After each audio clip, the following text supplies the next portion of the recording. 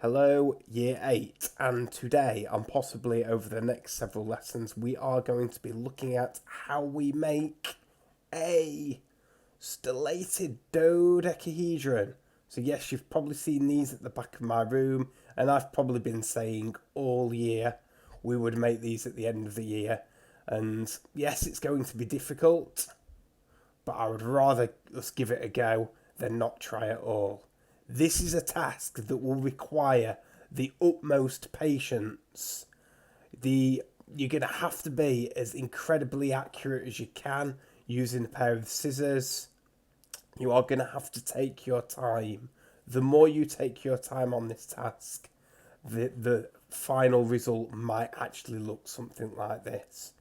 So I've been doing this activity for about 6 or 7 years. A lot of students do find it a challenge, but those that really persevere end up with something that looks really good at the end. So please do watch this video. Don't make the assumption that you know what you're doing, and listen to all the top little tips that I've got for doing this task. Because do remember, I've done this multiple times, and the first few times that I've done this, my models weren't great. I had to do a practice version first, but I'm going to share my top tips for how to do a good job. So let's get to it. So once you've managed to print out your templates, the first job is to cut out the 4 sections. There's 2 per piece of card, and you will see these are the sections that I'm referring to, and you just need to cut around each of these sections. Cut as carefully as you can, because the more accurate you are, the easier this task is. So I will come back once I've cut out all 4 sections, so pause the video here. So there we are, I've got all my 4 pieces cut out. If you are interested, that took me approximately 15 minutes to do. Okay, so you can see why I said be patient and take your time. Now there are some additional little cuts that we need to do on these pieces, so I'm just going to go through each of these with you. You might have already spotted them. Each piece has a little label saying which section it is. So I'm going to find section 1. And what you'll find on section 1, there are some extra bits that we need to just cut. So these are little bits where some of the tabs either meet a face or 2 of the tabs are stuck together. So I can see there's an additional cut between 32 and 33. So all you are doing is a little snip up there. So just follow the solid line, the very dark solid line. There's also an additional snip between 15 and 16. I'm going to do this off camera so I can be neat and accurate. And there's also an additional snip between 1 and 7. So just from there to there, be super careful. Okay, for the other 3, I'll show you where the additional snips are, and then I will do them off camera. So I'm going to find section 2. Section 2 has additional cuts between here, face 23 and tab 24. It has an additional cut there between tab 20 and tab 19, and there is one between these 2 tabs, tab number 4 and tab number 6. In section 3, looks like we only have 2 additional cuts. I can see one there between tab 27 and tab 29, so just cut along that bit. And similarly between 30 and 31, so just up to there. Finally, on number 4, it looks like there is just one additional snip that we need to do, and that is just this little part just there. Okay, so make sure you've got all those additional cuts done, and then I'll talk you through the next part of the process. So in this section of the video, we're now going to talk about how we score and fold each of these 4 sections. Now, during my time as a teacher, I've come across different ways that students have scored models. And the whole purpose of scoring something is such that you get a nice clean fold. So you're not trying to fold it by hand, because if you fold it by hand, it won't be accurate, it will be messy and it won't be clean. Now, the most traditional way that people score is normally with a pair of scissors and a ruler, and they would put their ruler against the edge and use the blade of the scissors just to create a very gentle scrape along each line that needs folding. And it's all of these lines and the dotted lines that need folding. Now, I'm not a fan of using scissors and a ruler. Far too many times as a student pressed too hard and they've then gone on to rip something. The other approach that I've seen a lot of students use is a ruler and a pair of compasses.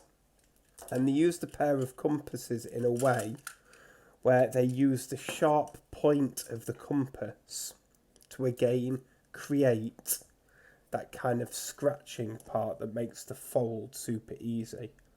And they perhaps go along with the edge of a compass. And again, that works reasonably well, but again, if you press on too hard, you can rip your card. So I'm not really a fan of either of those methods. What I'm a fan of is something that I call the biro method. Okay? So all you need is some sort of cheap biro with a hard tip. Okay? Don't use a pen like this that has a soft tip, because it won't work. It is the pressure of the biro that is going to create our scoring or our line to fold along. Okay? And the reason why I think this works better is you are not going to rip anything. Now, currently I've got this set on my mouse mat, and the problem is with my mouse mat, it's a little bit absorbent, and when I draw on to this line, and this is what's going to create my score, this isn't going to press down very well because the mouse mat will absorb some of the biro. Okay, so you really need to do this on a hard surface like a table. Don't press too hard, because if your table is made out of a soft wood, you might find that you actually end up ruining your parents' table, and they're not going to appreciate me for that. So if you've got a hard surface, great. I've actually got a cutting board which I'm going to collect in a moment, and I'm going to use that, and that will just give me that extra layer of protection for my desk and something harder to draw on. So I will come back in a moment. So there it is. I've now got my chopping board, which is going to provide me a nice platform to do my scoring on, and it's also going to protect everything that's underneath. Okay, now in order to do this, and I'm just going to show you for one section, you will need to do this for all 4. All I'm going to do is I'm going to line up my ruler, and with my biro just go back and forth along the line. And what that will enable you to do is when you come to fold it, and we'll talk about folding once I've done all the scoring as well, that is what I mean about a nice clean fold.